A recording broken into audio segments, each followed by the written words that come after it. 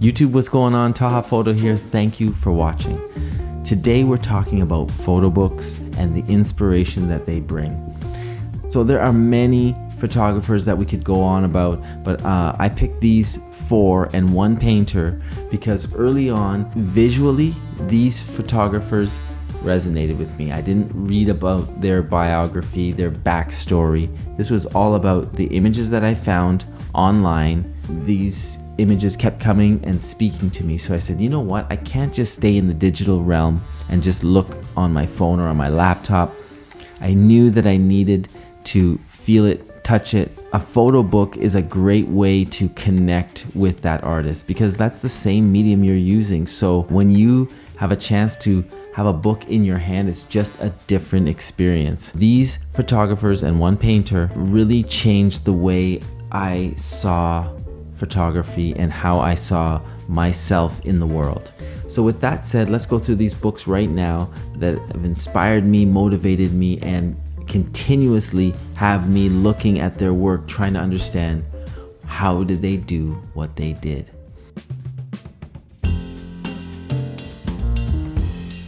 Okay, so the first photographer I want to talk about is my favorite photographer, and that is Vivian Maier, a street photographer from America in the 50s, 60s, 70s, 80s, and 90s. That's how long she shot for. The work that was found in a auction house storage unit was about 100,000 negatives of her work.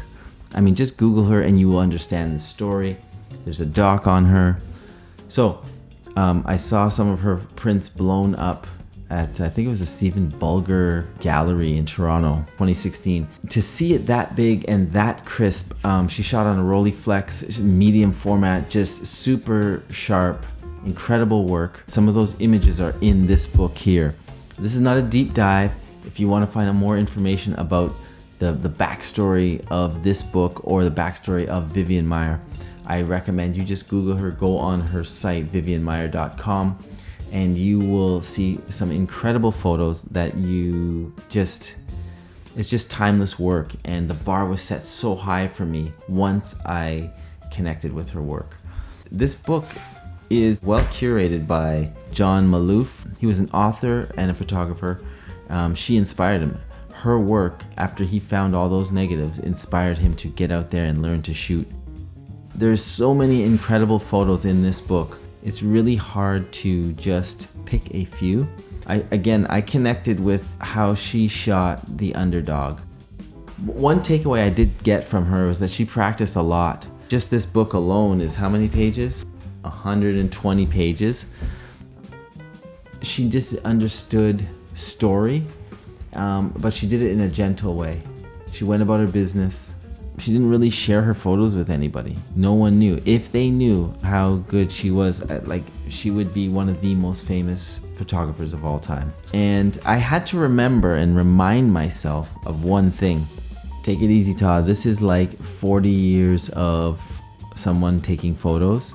Now, after experiencing being a photographer for many years, it's the repetition and the constant work ethic of making sure every day that you go out and shoot, or as much as you can, and then go back and edit and then make it look how you want it to look. And then I felt a little bit better because I realized this is just a finished, published book, so it has to be incredible. I highly recommend this pickup. Vivian Maier, street photographer.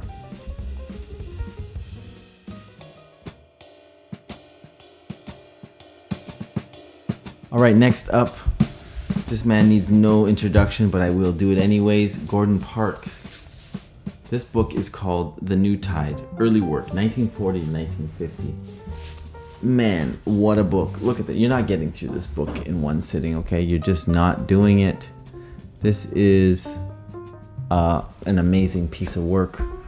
I picked the early tide, the early works, because I felt like, young means hustle, energy, and I wanted to see what that translated to, because of some of his most famous photos were done in this small window. Even though he had a 65-year career, shooting everything. And not to mention, he was a true Renaissance man, a film director, a musician, a poet, a writer, and of course a photographer. So let's go through this book. I think what I love about it right away is you can tell that because he was sent out to work, like he worked here for the Farm Security Administration, okay? He also worked later for the Office of War Information, OWI. And these agencies would hire certain photographers that maybe were street photographers or were known for their photojournalism skills. And just based on that, you can just see he had this eye, this knack for capturing the moment, but also having like perfect light, perfect composition. Even on his self-portraits, they're phenomenal. So he really improved or perfected each type of photography situation that he was in. And that's what I took from his work. Of course, he was an activist and very political, but he used his camera as his biggest weapon. This was the weapon that was going to slice through any of the chatter. He was going to document and show, hey, this is what's really going on in our country. This is who the real heroes are. This is who the real underdogs are. These people need to be known. These people need to be seen. And whatever community that was, he would make sure that they were seen. That's what was so powerful about his work, his eye. So from the 1940s to the 2000s, like his focus was on race relations, poverty, civil rights, and urban life. Parks was also a distinguished composer, author, and filmmaker, which we talked about, who interacted with many of the leading people of his era, from politicians to artists to athletes to celebrities. He also was the first African-American staff photographer at Life magazine. And this is like in 1948, I think. His fashion photography, he shot Malcolm X, Muhammad Ali, Clayton Powell Jr., Stokely Carmichael, Langston Hughes. Look at this portrait here. This one was one of my favorite. Untitled, Chicago, 1950. Let's see if I got this in screen. Like, that's just incredible. The light, the composition, the gesture. And he did this time and time again. So again, from a visual standpoint, we're not talking about all the dense words in this fantastic book, which we can talk about another time. This is about visual connection to a photographer, and then you going forward, that's who you aspire to be like. That's how you aspire to shoot portraits. That's how you want to capture light. Gordon Parks consistently does that for me. So I'm here just taking this in. Even when I'm making this video, I'm finding other pages that I've skipped over or I've forgotten about. I can't wait to read more up on him and his thoughts. Matter of fact, let me just show you this book.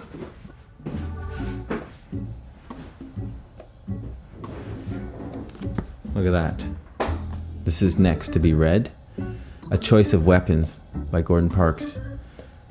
See, now I get to break down the story and understand him. So, photography I love history as well. So photography has done so much for me. And if I get a chance now to read and then share a little bit with you, and if you enjoy any of these books, pass it along to somebody else. If not, take it in for yourself, and hopefully it inspires you. Gordon Parks is incredible. We'll have to do a whole episode just on him. The New Tide, early work, 1940 to 1950. Langston Hughes on the cover, shot by the incomparable Gordon Parks.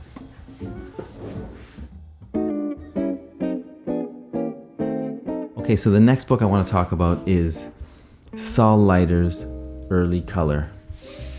I can't even believe I'm holding this book up because it's been a minute since it's been out and impossible to get, too expensive, too hard to find.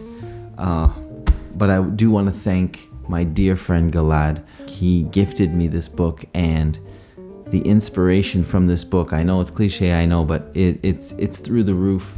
And it's a book that I've been wanting since 2017. So I have Vivian Maier's 2 books. Her street photography book, I told you, is that's like the holy grail. Wow, blew my mind, changed my world in terms of thinking, composition, empathy, light, everything. And this book did the same in a more subtle way. Saul is an interesting human being, and he just did things his way, and he was very funny. And how do I know that? Well, there was this doc, okay? So let's go back to 2017. There was this doc called In No Great Hurry. The initial release is 2013. It was directed by Thomas Leach. I want to make sure I get it right. Yeah, Thomas Leach. When you get insight into the person that you're inspired by, and now they're a human being, they're not just in a book or been curated to sound like this magical superhero with no flaws. They're just a human being like you and I. Now it becomes more real. I read somewhere that he only did a 2 or 3 block radius, near his neighborhood, and he shot that continuously. So that's pretty crazy. He was also a painter. He was just so simple, yet you knew there was a ton going on. And then to see his paintings, it made sense that he was a painter and that he became a photographer, that he got interested in photography. It's almost like he was shooting, it seemed like a 50 or an 85, even though he was shooting 35 a lot. He had a few cameras. I'm sure he had a couple of medium formats and so forth. But this work specifically for this book, Early Color, his perspective is so unique. There's just layers, tons of layers, and that best describes his early work. And he would shoot through cars, car windows. A lot of his photos just look like paintings. He would shoot past people, so maybe the subject here is out of focus, and then the subject way down the street is in focus. He did that quite a bit. Played with reflections. I hope I'm not rambling in between this. I hope you understand that these books are visual inspiration. I was on a mission to be immersed in their POV. I'm a fan. Sometimes you look at work and just go, wow, what is that? How did you do that? Saul does that time and time and time again, really playing with hands and reflections and, again, layers of contrast and light. He was just a phenomenal talent, so humble. If you get a chance to check out Early Color or In No Great Hurry, Saul Leiter is incredible. I only aspire to do 1/10 of what this guy did in this book. It's pretty phenomenal.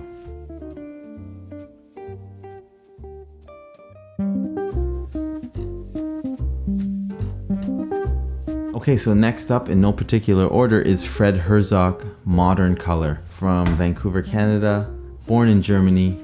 Another amazing color photographer / street photographer, street scenes, urban landscape. I stumbled on his work, like a lot of these photographers, seeing photos that are famous that keep coming up. And he has this one photo.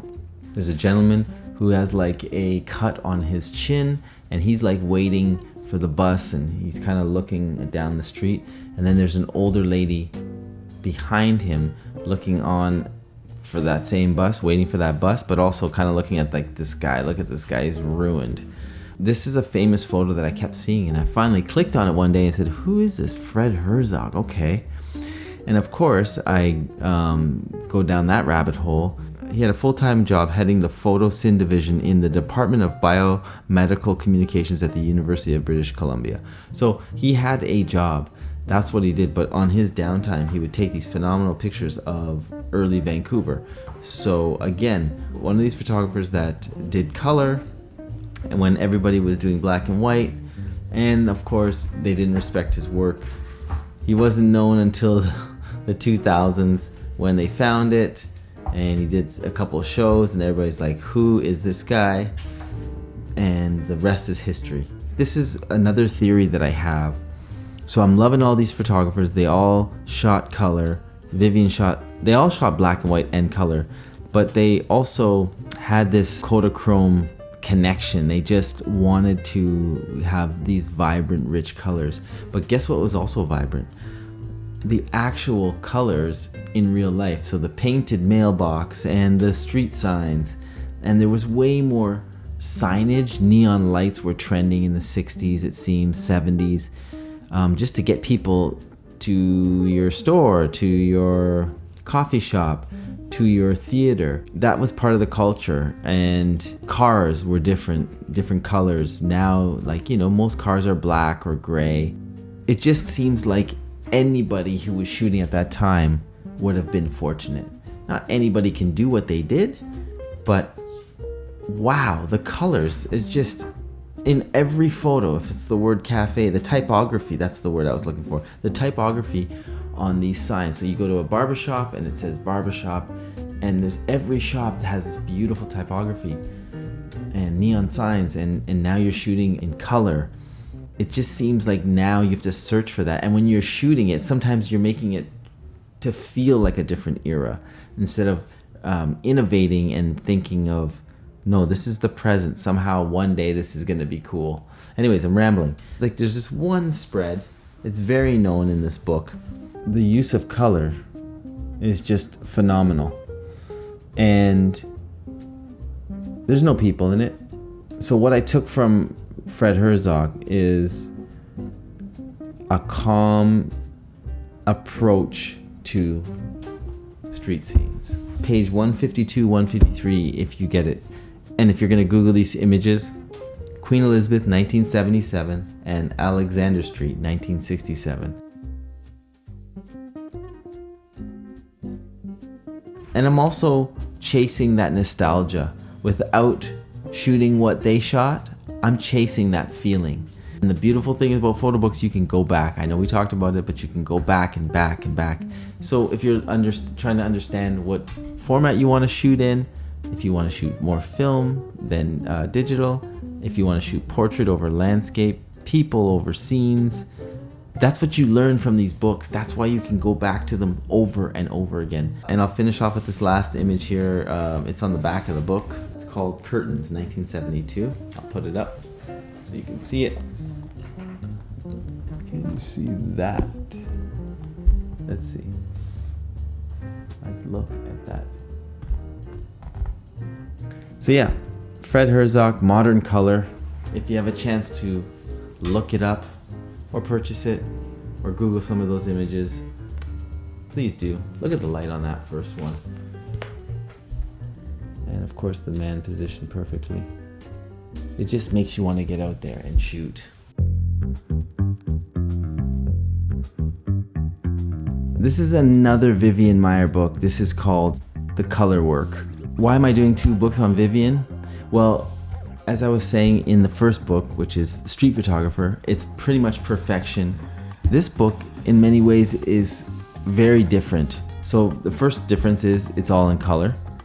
And at the time, color was looked down upon in like the 50s. So if you were shooting color, people just were not interested. And a lot of photographers, for I don't know what reason, kind of looked down on you if you were shooting color. A lot of these images that you'll be seeing are between the 50s and the 70s. And what I loved about this book, first of all, I was going to buy it regardless because, when you connect with an artist, that's it. You're usually connected for life. And so you just want to support them and have a piece of them with you. At least that's how I feel. With her color work, I found that Vivian, like I know her, I found that she was a little bit more relaxed, a little bit more herself. Wasn't too interested in it being a perfect composition like a lot of her black and white work. Maybe black and white forces you to have a lot more perfection in your frame. But with color, we see in color, and I think that she was very curious. She was just like, I'm bored with that, I want to do this. That's my assumptions. I loved her color work because it was so different and vibrant. think she shot Kodachrome slide film, and it has very rich colors, and I connected with that. And it was a little bit more sloppy, and I think that made her more human to me, which was a relief because the levels that I had in my mind of her were just through the roof. And so through this book, you see okay lighting, in passing kind of compositions, in passing, like, so not too set up, not too perfect. And I feel like she just was in a curious state of mind, and color didn't judge her.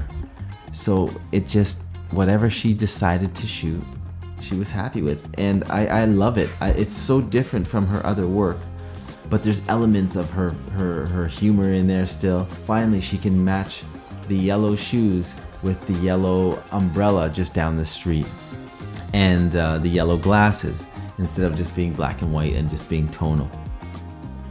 So I think she had a lot of fun with it. So if you get a chance to check this book out too, please do. Vivian Maier, The Color Work.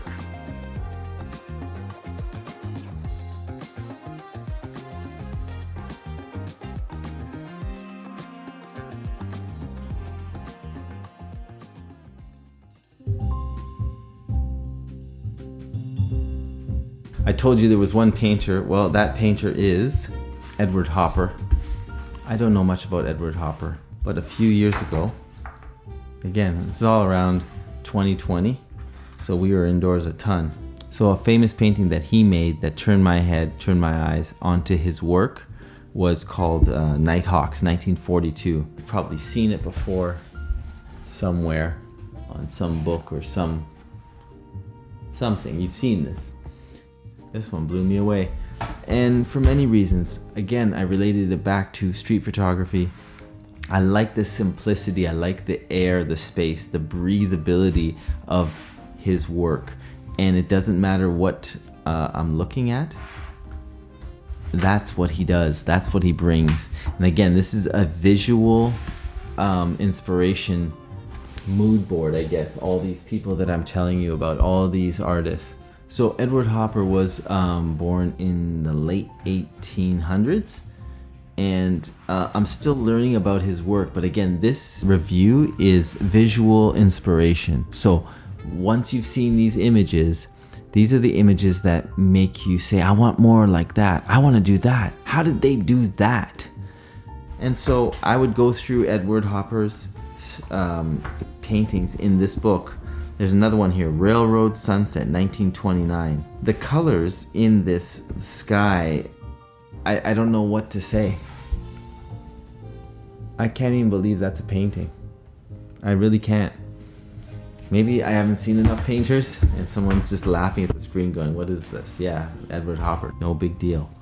But over and over I see this theme of less is more.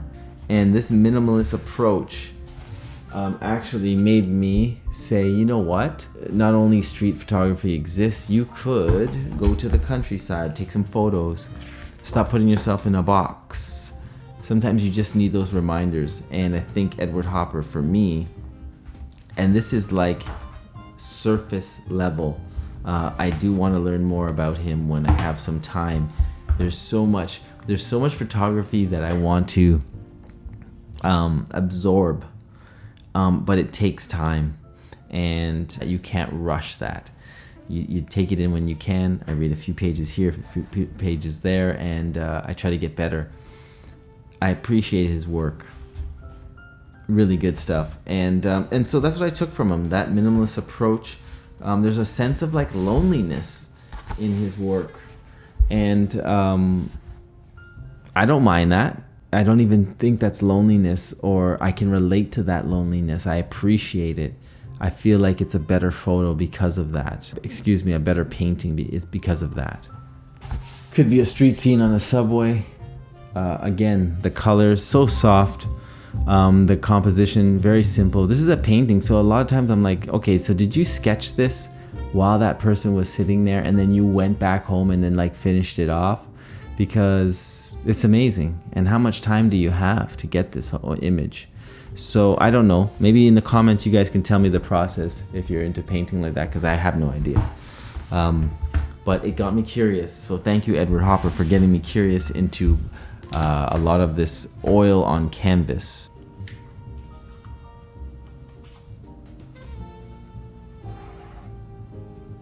I hope you enjoyed that. That was the last book. All right, so there you have it, my first photo book review or inspiration, instant inspiration, visual inspiration that I wanted to share for some time. I've had these books for some time. It's just hard to get around to them, but I am so happy that I finally did, because I learned a lot when I'm speaking it out loud. I'll get better at doing this, but we should do this again for sure. So let's break down what I feel I learned from this process. Number one is the importance of photo books just being tangible and being in your hands, and you can go back to the photos over and over and over. There is no price that you can put on that, or just questioning your own work by seeing and learning from the greats, the masters of this medium. To be a photographer full-time, shooting how you want to shoot and when you want to shoot, I think that's the goal. Creating when you want to create. And all these photographers inspire me to do that and continue to do that on my own terms. And it is a lifelong journey. Let's do more of these. I'm not going to go out buy a billion more, but I do have a few more rounds of photo books that I want to go through. I've really learned a lot. I hope you've learned a bit too. Take them in if you haven't. There's links in the description for each of those artists we went through today. Until the next video, stay creative and believe in yourself. Peace.